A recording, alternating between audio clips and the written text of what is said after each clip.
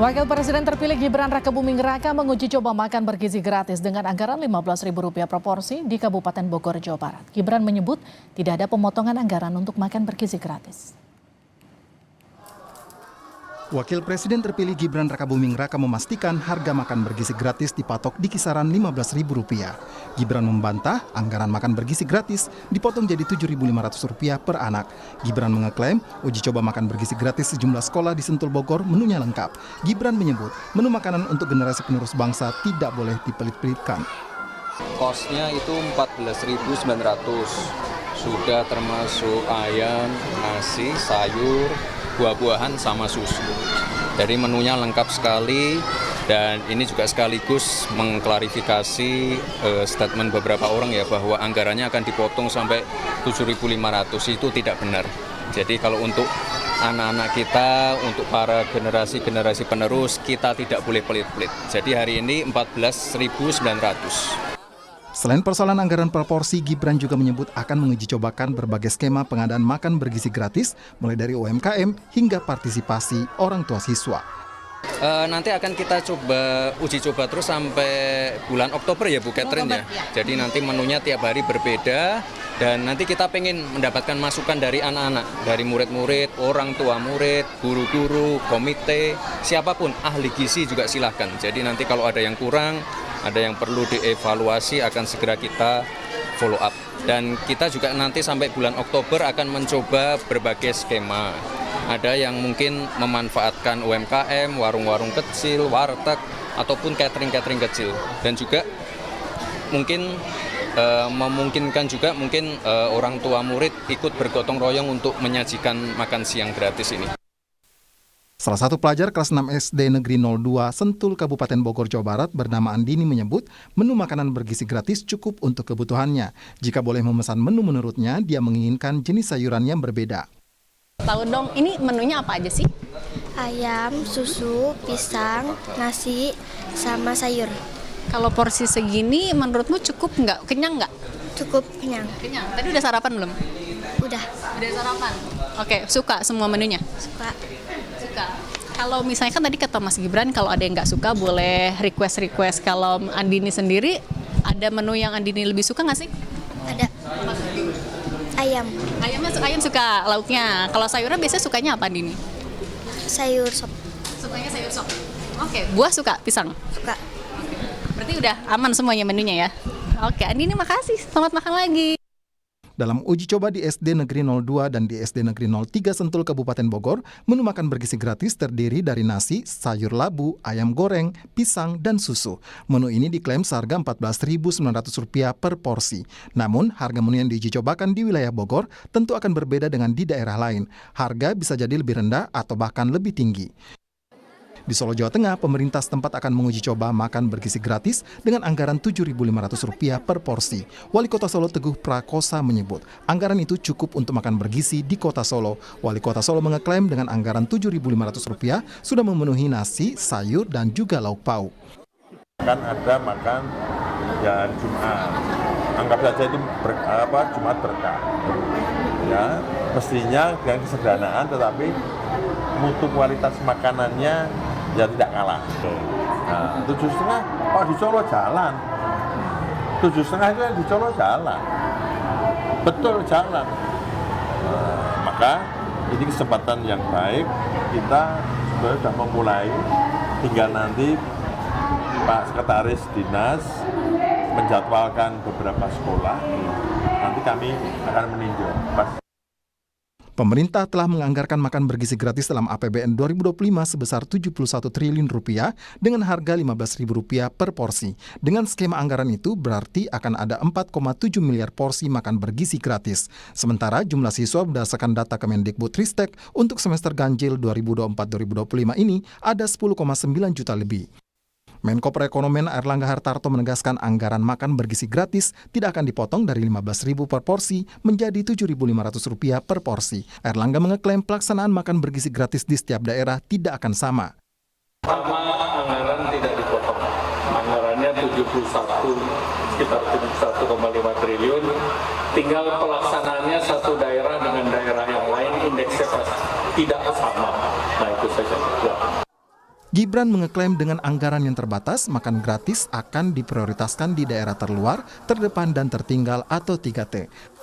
Tim Liputan, Kompas TV. Lalu seperti apa penerapan uji coba makan bergizi gratis untuk pelajar ke depan? Kita akan bahas bersama dengan Ahmad Doli Kurnia, Wakil Ketua Umum Partai Golkar. Bang Doli, selamat malam. Kita juga akan sapa pengamat kebijakan publik Agus Pambagio. Mas Agus, selamat malam. Malam. Mas Agus, jadi hari ini mulai diuji cobakan. Skemanya budgetnya untuk hari ini 14.900, tapi kan sempat juga muncul isu akan dipangkas jadi 7.500. Menurut Anda skema yang terbaik apakah memang harus disesuaikan per daerah atau bisa dipukul rata? Saya tidak peduli soal besaran sama dipukul rata atau tidak. Saya peduli akan berapa besar yang akan dikorupsi. Itu saja. Karena pertama data. Data itu sekarang kan harusnya by undang-undang, by Perpres 39 itu ada di Bappenas, tapi sampai sekarang itu nggak jelas. Jadi data dipakai data kemiskinan dari Kemensos. Kemungkinan, saya belum tahu itu, Pak Muhadjir mungkin bisa menjawab nanti. Tapi intinya saya tidak percaya bahwa uang itu akan sampai kemana. Kenapa? Karena saya punya program di RW saya dengan Pemprov DKI. Dapatnya 12.500, tahu apa yang dikasih pas makan sehat itu tidak tiap hari tapi tiap minggu, itu hanya roti dengan buah. Buahnya semangka yang dibelahnya mungkin sudah jam 5 pagi jadi sudah layu. Begitu saya protes ke Pak PJ dan terus wali kota dan sebagainya, itu datanglah ada telurnya, ada nasinya lengkap, ada buahnya, ada sayurnya dan sebagainya. Nah, siapa yang itu, yang masak siapa? Yang masak kan di kantor kelurahan dengan dinas kesehatan dan sebagainya. Nah, itu artinya ada yang hilang uang itu lebih dari 50%. Karena itu kalau saya hitung mungkin sekitar 5.000, 6.000. Padahal budgetnya 12.500. Ini DKI loh ya. Ini program lama, program yang kemarin bantuan makanan bergizi. Nah jadinya apa? Saya bayangkan 71 triliun itu kalau 40% biasanya dikorupsinya kan sekitar 40%, hitungan bodoh saya saja. Itu berapa itu? Saya concern itu. Soal menunya, soal beragam, soal itu nggak masalah. Karena yang pertama selain itu dikorupsi, datanya pakai data yang mana. Itu saja. Artinya gini, Anda menekankan bahwa bukan cuma soal besarannya, tapi juga soal pengawasannya juga harus diperhatikan oleh pemerintah. Siapa yang masak? Itu siapa yang masak nanti? Baik kelurahan, ada dinas kesehatan, dinas apa? Siapa yang ngawasin 7.500 atau 15.000 atau berapa lah? Itu betul-betul nilainya segitu. Baik. Ahli gizi mana yang harus mengawasi? Gizinya 4 sehat 5 semaput atau apa? Kan kita nggak tahu. Oke, artinya apakah butuh dibentuk badan khusus untuk menangani makan gizi bergizi? Udah terlalu banyak badan, paling dicari oleh orang yang cari pekerjaan. Sekarang awasi saja, makanya saya tanya, ini di mana difokuskan tiap daerahnya? Di gubernuran kah, di kabupaten kah, di kelurahan, kecamatan, atau di mana? Ya itu lalu siapa yang bertanggung jawab? Mengawasinya, yang memasaknya, yang bertanggung jawab gizi, dan yang membagikannya. Oke, kalau gitu gini, ini kan 3 bulan lagi Prabowo Gibran akan dilantik. Makanan bergizi ini kemudian akan dipraktekkan secara real, sekarang masih diuji coba. Apa yang kemudian pertama kali harus diperhatikan oleh mereka? Selain tadi komposisi menunya diperhatikan, pengawasannya diperhatikan, apalagi Pak Agus? Ya tadi cuma itu saja, data, pengawasan siapa, di mana dipusatkan, siapa yang bertanggung jawab. Data itu penting bahwa anak-anak itu benar, jangan itu 1 dapat 2, ada yang nggak dapat, kan bisa begitu. Makanya pemutakhiran NIK dengan segala macamnya itu harus segera selesai. Karena kalau tidak, kakaknya kan berantakan. Oke, Pak Agus gini, ini kan kabarnya akan diuji cobakan di daerah 3T dulu, tertinggal, terdepan, terluar. Kalau analisis Anda, apakah kemudian keberagaman atau perbedaan selisih harga, di mana kalau harga di daerah terluar, terdepan, tertinggal itu biasanya lebih mahal daripada di daerah Jawa, ini juga rentan tadi penyalahgunaan wewenang atau? Iya, pastilah. Bangsa kita kan hobi korupsi. Sudah hobi kan itu. Nah jadi sekarang pastikan siapa datanya dulu, bagaimana cara akurasi datanya, pastikan siapa yang bertanggung jawab, itu bagaimana pembagiannya, kabupaten, kecamatan, kelurahan atau RW atau apa. Lalu pengawasannya termasuk dia berhak dapat atau enggak dan sebagainya kan. Kemudian kualitasnya sama nggak, gizinya sama nggak, kan itu yang perlu. Gizi di Solo dengan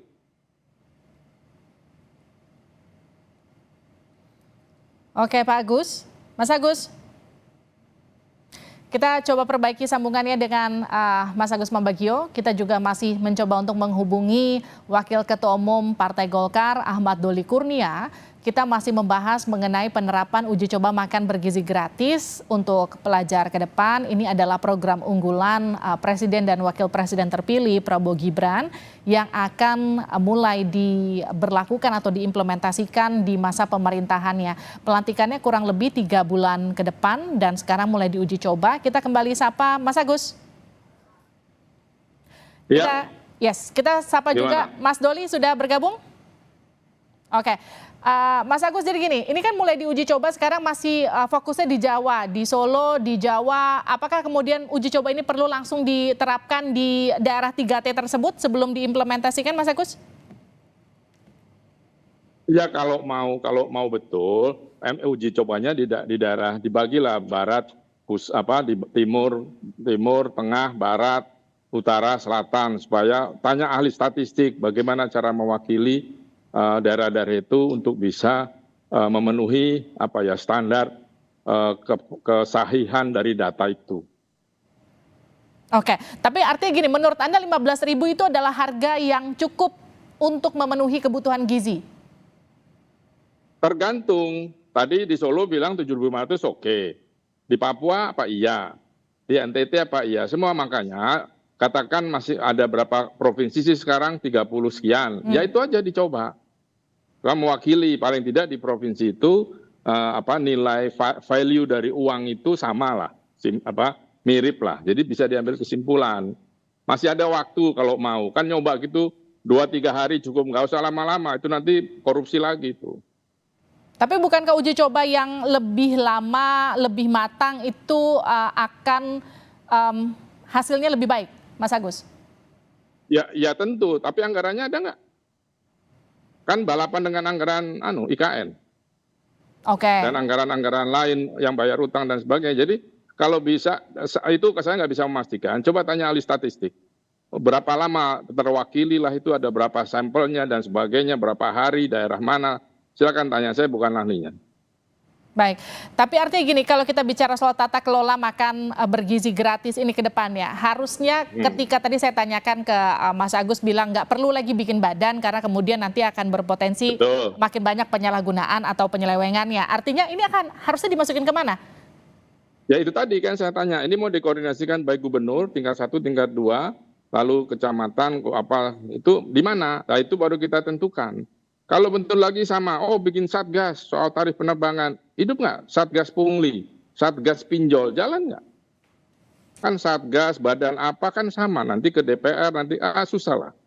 Yang ada terbukti tidak efektif. Jadi sudah badan negara yang ada itu yang mengawasi, tentu dengan di training, di apa, segala macam. Ini kan bukan barang gampang, saya juga heran.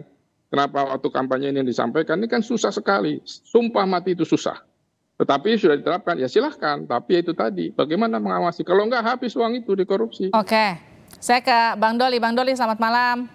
Malam. Bang Doli, kalau kata Mas Agus, ini adalah barang yang susah sekali diimplementasikan. Bagaimana nanti pengawasannya? Ini sudah sampai sana belum pembicaraannya?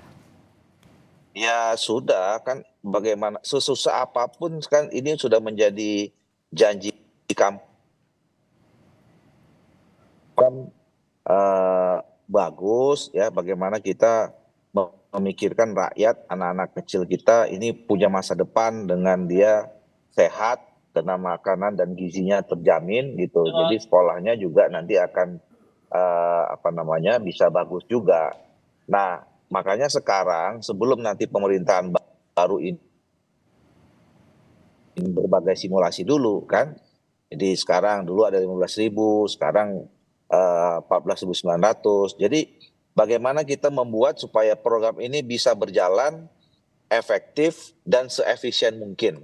Nah, tentu semuanya sudah harus dipersiapkan, perangkat institusinya, kemudian sistemnya, termasuk pengawasannya tentu. Nah, terus kemudian nanti yang melaksanakan siapa, Bang Doli? ya ini masih dibicarakan ya, didiskusikan. Apakah nanti ini kan berbagai konsep masih dikaji ya, terutama dengan teman-teman di tim sinkronisasi itu, ya kan? Apakah dulu pernah berkembang ya? Apakah memang ini dikoordinasikan dengan Kementerian Pendidikan, karena kan ini nanti programnya di sekolah dan seterusnya ya. Kalau misalnya melibatkan sekolah-sekolah, terus kemudian kan ada persatuan orang tua murid dan guru dan macam-macam itu. Nah, atau kemudian juga nanti ada badan khusus yang menangani soal ini, atau juga nanti misalnya digabungkan dengan di satu kementerian yang lebih teknis. Jadi ini semua masih dikaji ya, dan kita kan masih punya cukup waktu. 3 bulan cukup Bang Doli waktunya untuk merumuskan itu semua sampai itu dilaksanakan? Kan lebih dari 3 bulan. Kalau dirumuskannya tentu waktu pada saat kita kampanye, ya konsep dasarnya kan tentu sudah mulai dibicarakan. Dan kemarin kan Pilpres kita itu bulan Februari. Pengumumannya kan kemarin kita ketahui di bulan berapa? Bulan 4, bulan 5 ya. Nah tentu kan kita dari situ sudah mulai dibicarakan. Jadi sebetulnya bukan mulai dari hari ini dibahas, bukan mulai dari hari ini dibicarakan. Dari konsepnya sudah beberapa waktu yang lalu, baik pada saat kita menyusun visi misi di kampanye, maupun ketika kita sudah memastikan bahwa kita terpilih menjadi presiden dan wakil presiden. Oke, Mas Agus, ini nampaknya persiapannya sudah cukup matang. Mas Agus, gimana nih Mas? Ya silakan saja, kita awasi saja. Tugasnya kan, tapi kekhawatiran saya itu biasanya terjadi. Nah itulah yang harus disiapkan Bang Doli, bagaimana cara saya serahkan, karena ini bukan barang mudah. Dan harus dengan sangat-sangat ketat, karena ini uang rakyat untuk makan, untuk meningkatkan gizi anak-anak, dan berjalan dengan baik, tidak dikorupsi, itu saja. Dan datanya betul. Datanya harus jelas, saya nggak tahu ambil dari Bappenas satu data Indonesia, atau dari Mensos, atau dari mana. Itu yang kemudian tadi ditekankan oleh Mas Agus, Bang Doli, soal sinkronisasi data. Sementara kita soal data saja masih banyak kekeliruan begitu. Bagaimana kemudian nanti memastikan jumlah makanan, jumlah anak disesuaikan dengan anggaran yang tersedia, Bang Doli? Ya, saya setuju dan terima kasih ya Mas Agus. Tentu kita memang membutuhkan ya pandangan-pandangan dari pengamat, tokoh masyarakat, atau ada institusi yang mengawasi khusus soal ini. Kita butuh itu, karena kita ingin supaya program ini betul-betul bisa berjalan dan tepat guna gitu ya. Kita kan nggak ingin membuat program itu yang tidak sampai, tidak ingin membuat program yang memang tidak berjalan. Nah kita bertekad memang serumit apapun program ini, kita sudah berkomitmen untuk melaksanakannya, dan untuk itulah makanya sekarang kita melakukan ya berbagai simulasi, berbagai uji coba ya. Ada beberapa kepala daerah yang sekarang sudah siap melakukan uji coba. Nah, termasuk data. Nah, betul memang. Saya sebetulnya dari dulu kalau bicara tentang data, ya kami juga di Komisi 2 kan sering juga menyampaikan kepada Kementerian Dalam Negeri misalnya yang mengurusin Dukcapil ya. Ini berkaitan. Jujur saja kita mengatakan ya, salah satu problem kita ini memang data. Persoalan apa aja, ya, termasuk soal, ya, terus kemudian soal kebocoran data dan segala macam. Ini kan memang bicara data. Tapi kalaupun misalnya kita mengakui, ya, kita masih punya problem di data, tapi kan tidak harus menghentikan ada program-program ini tidak berjalan. Gitu. Nah makanya saya kira terima kasih banyak ya masukan-masukannya ini akan membantu kita ya untuk membuat program ini semakin sempurna. Mas Agus, maaf, Bang Doli gini, yang juga jadi perhatian kan ini simulasinya masih terus berlangsung di Pulau Jawa. Kalau di Solo, Wali Kota Solo katakan 7.500 di sana cukup, di Sentul sekarang kita coba dengan harga 14.900. Tapi kan informasinya ini akan lebih dulu diprioritaskan untuk daerah 3T, terdepan, terluar, tertinggal. Kenapa nggak kemudian simulasi itu dilakukan di sana dulu untuk kita tahu berapa sih harga yang sesuai di sana? Ya, ini kan bertahap ya. Simulasi itu nanti akan berkembang. Kan yang kita kita simulasi ini kan bukan hanya sekedar mau melihat daerah mana yang akan menjadi prioritas, mana yang nanti menjadi prioritas kedua gitu. Tetapi kan juga sistem ini mau diuji coba dulu kan, mau di mana ya. Dan kemudian kita uji cobakan. Nah, sistem ini kan mau diuji coba juga tahap ini mungkin baru kita akan melihat apakah sistem ini bisa berjalan di semua tempat di mana aja. Nah, nanti baru kemudian kalau ada case-case spesifik di daerah terluar, perbatasan, daerah yang tertinggal dan segala macam, ya tentu kan nanti ada variabel-variabel tambahan gitu. Jadi menurut saya ya waktu kita ini masih Oktober sampai 20 Oktober, saya kira masih ya memang harus dikejar dan kita membutuhkan banyak masukan ya, membutuhkan banyak masukan dari berbagai pihak supaya program ini bisa berjalan baik dan sekali lagi tepat guna. Bang Doli, artinya gini, kalau tiap daerah katakanlah kebutuhan anggarannya beda, itu artinya akan terjadi subsidi silang nanti di tiap daerah. Skemanya seperti apa? Atau plafonnya tetap flat 15.000? Ya, saya itu kan sudah sangat detail dan teknikal ya. Tentu saya kira itu bisa menjadi salah satu variabel yang juga akan dihitung ya. Sekaligus gitu ya, sama di setiap tempat ya, sebetulnya kan nggak kalau menurut saya, pandangan saya ya tentu akan berbeda kan situasinya kalau misalnya nanti pengelola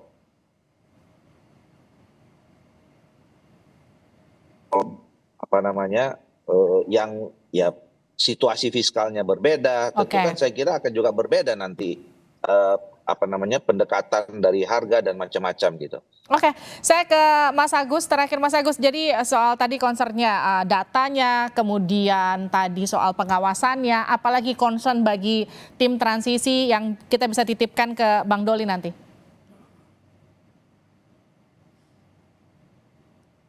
Mas Agus di mute, bisa tolong di unmute? Sorry, ya ini pekerjaan sulit yang memerlukan kajian lapangan yang cukup luas. Jadi kalau bisa ada studi antropologi sosial sehingga bisa mempengaruhi jenis menu yang mereka sukai dan itu bergizi menurut ahli gizi. Itu satu. Sekali lagi pengawasan menjadi penting karena saya yakin ini 90% uangnya akan banyak hilang di tengah jalan.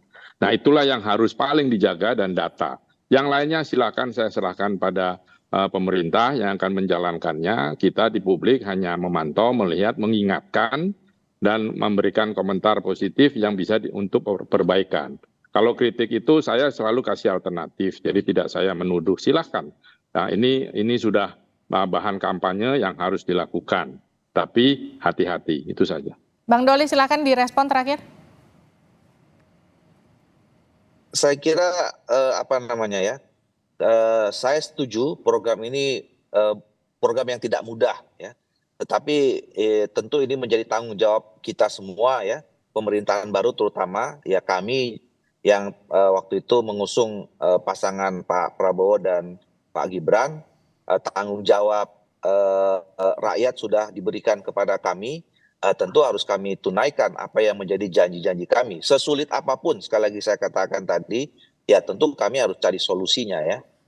Tapi sekali lagi saya mengatakan program ini menurut kami adalah program yang baik sekali untuk masyarakat Indonesia, untuk masa depan bangsa Indonesia, karena ini berkaitan dengan daya tahan tubuh, daya tahan kesehatan, daya tahan pikiran ya, masyarakat anak-anak Indonesia yang tentu itu menjamin masa depan kita. Terima kasih Bang Doli, terima kasih Mas Agus sudah bergabung sama kami di Sapa Indonesia Malam. Sehat-sehat selalu.